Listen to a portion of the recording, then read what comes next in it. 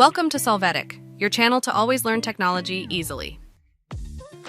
Below in the description, you will find useful links we used in this video.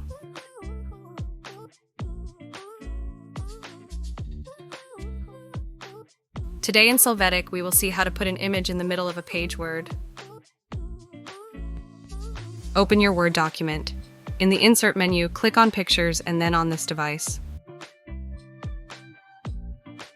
Choose the desired image and click Insert.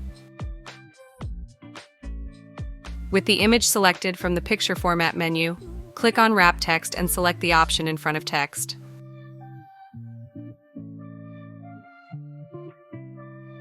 After this, click on the Align option. There, choose Align Middle.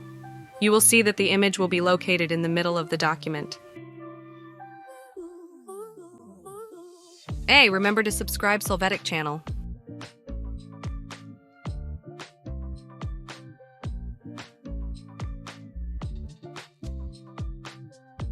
We hope it has been helpful for you. Here are links to watch more videos of your interest and subscribe to the Solvetic channel. Thank you.